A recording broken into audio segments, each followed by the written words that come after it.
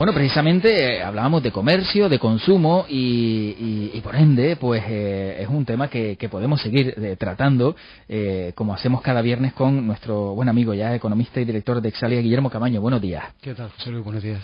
Bueno, Guillermo, precisamente fíjate que hay que llevar a cabo iniciativas para que el pequeño y mediano empresario siga su trayectoria empresarial. Y efectivamente, esta va en línea con algo en lo que yo creo y que había comentado en alguna ocasión anterior, lo importante que es apoyar y fomentar el consumo y el comercio de proximidad. Todas esas pequeñas actividades, la ferretería, no sé, la tienda de la esquina, todas estas cosas configuran el entorno en el que se desarrolla y en el que vive un barrio. Qué triste es que en los barrios que están en la cercanía de centros comerciales, de grandes superficies, pues prácticamente solamente se vean bloques de viviendas sin ninguna actividad.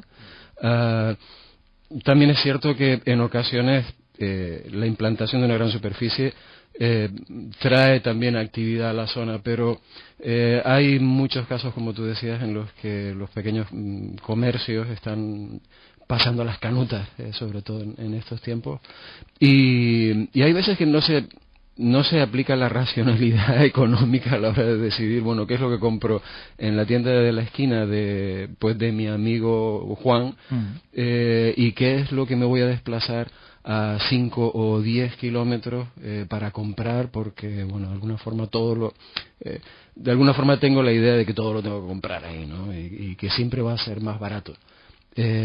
Incluso en el caso de que no sea más barato, estamos hablando a veces de pequeñas diferencias de precio que mantienen el comercio cercano activo y vivo, y eso es lo que da vida a un barrio y le da riqueza. O sea que yo siempre estoy y voy a estar a favor de cualquier tipo de iniciativa que apoye el comercio local. Porque a lo mejor comprar en una gran superficie, que te puedas encontrar el precio quizá más competitivo, lógicamente por el volumen de compra que tienen, a comprar en un establecimiento de toda la vida, la diferencia no va a ser mucha, pero es que el trato sí.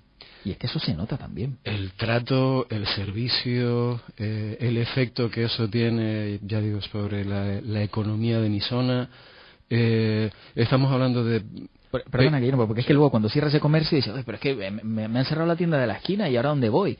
Claro, es que luego te quejas, pero es que lo que tienes que hacer es ir a la tienda de la esquina de vez en cuando. Nadie te dice que hagas la gran compra ahí, que también la puedes hacer, pero hombre, de vez en cuando sí tienes que ir para que esa tienda no quede en el olvido. Pues luego dices, han cerrado las 4 tiendas que tengo en el barrio, ¿y ahora qué voy? ¿A dónde voy cuando me falta el pan? Pues tienes que ir a diario. Incluso siendo un poquito egoísta, pues desde el punto de vista de valor de la propia vivienda, quiero decir, muchas veces cuando uno va a vender una vivienda dice, oye, es que está en una zona que tiene todos los servicios a la puerta, tiene el súper, tiene el tal, tiene la mercería, y hay gente que se queja a la hora de buscar una vivienda, o cuando están viviendo en una zona que, como tú dices, es que para comprar el pan tengo que coger el coche.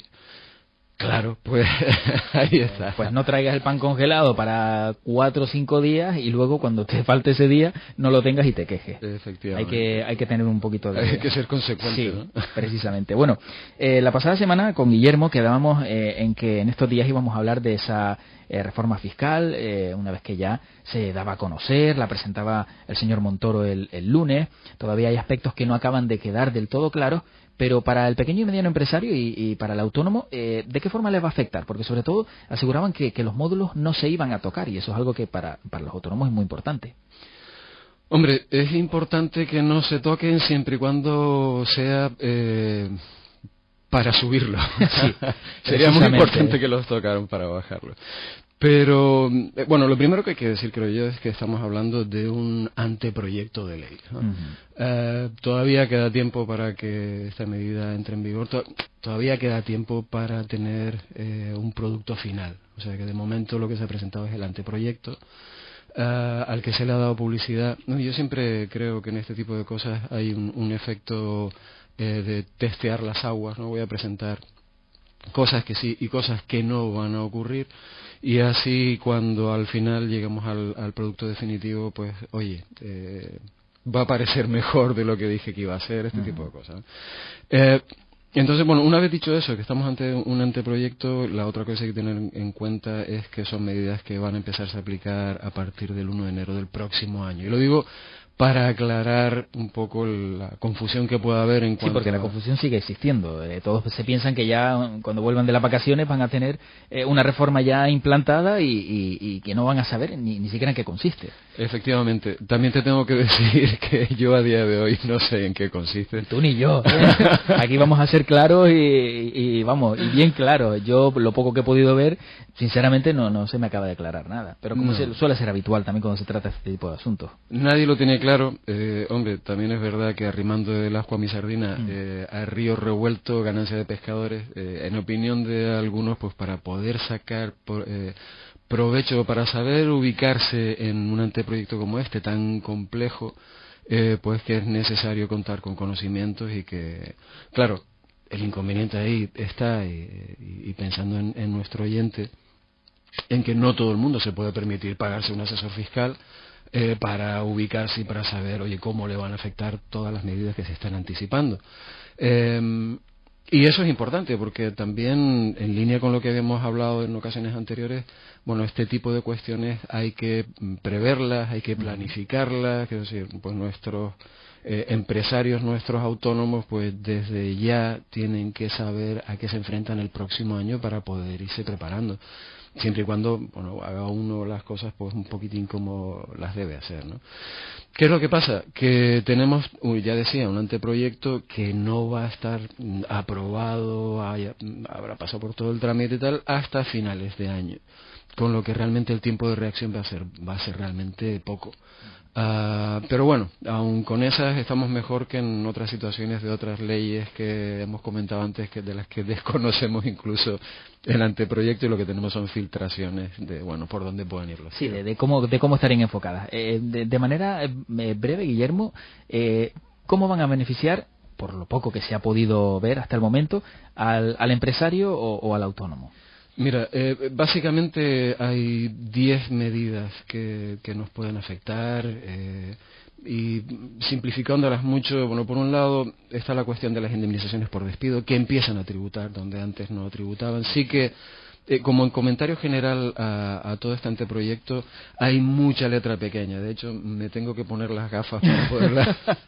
Es todo letra pequeña menos el nombre, ¿verdad? El nombre de la iniciativa, ya está. El titular es lo único que se ve claro. Pero bueno, como resumen, y antes de empezar, ya digo, hay muchos mínimos exentos, letra pequeña, condicionantes, etcétera, etcétera, donde debiéramos de tener unas leyes fiscales que son, pues bueno, fáciles de aplicar y entender, pues seguimos en la misma línea de mayor complejidad, como decía antes, que bueno, que prácticamente ni los asesores fiscales a día de hoy saben muy bien cómo ubicarse.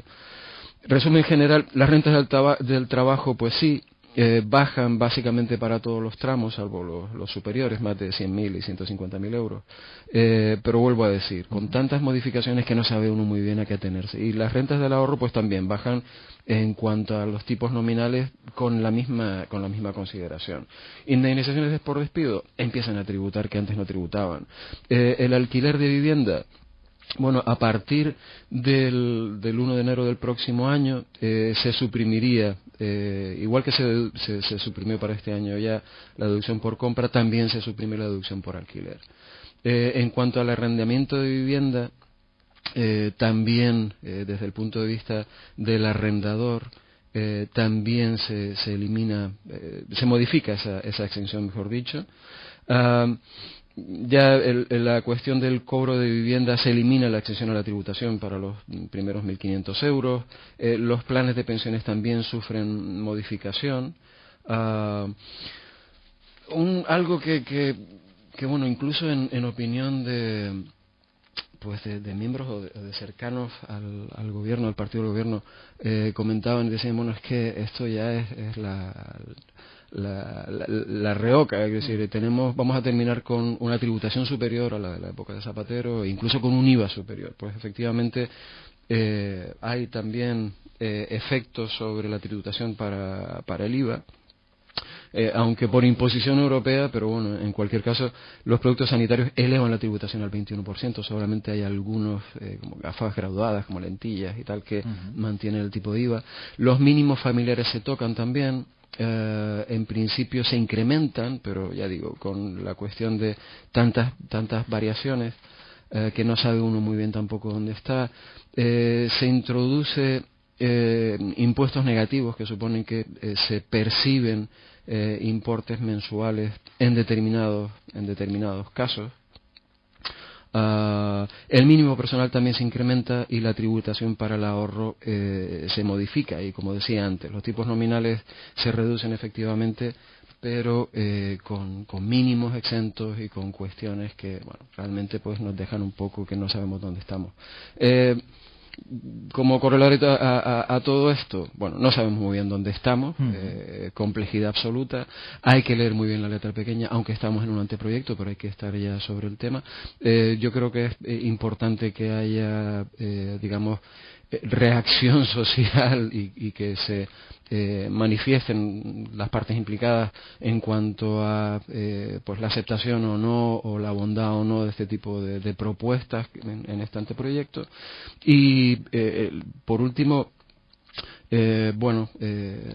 yo creo que también es importante que se demande por parte de la sociedad, oye, que las medidas sean claras. Quiero decir, no se puede contentar a todo el mundo todo el tiempo. Claro. Y en política fiscal, pues, oye, o apoyas a la familia o apoyas al empresario, o no lo apoyas por un lado pero no lo apoyas por el otro, con lo que no está muy claro si hay una subida o una bajada, o esto exactamente qué es. Hay que, hombre, demandar claridad y también facilidad a la hora de que los ciudadanos puedan entender las leyes que se promulgan, y las de carácter fiscal pues son vitales. Antes decías algo importante, Guillermo, y es que lo mejor para todo esto y conocerlo en profundidad que el que tiene una empresa o es autónomo, pues es precisamente consultarle a alguien que entiende. Se daba el caso en estos días de un amigo que me decía, bueno, que es autónomo, me decía, oye, que es que tenía que pagar Hacienda 60 euros, me pareció tan raro, y me fui a un asesor y de repente me devuelven 400 euros. Es que hay veces que no actuamos a tiempo y estamos perdiendo dinero, y yo creo que en este tipo de asuntos también, para terminar, lo mejor es informarse. Yo creo que sí, y tener claro que muchas veces lo barato sale caro. Y en este sentido, pues el ejemplo que has puesto se da todos los días y es absolutamente cierto. Guillermo Camaño, economista y director de Exalia, hasta el próximo viernes. Gracias por haber estado con nosotros hoy en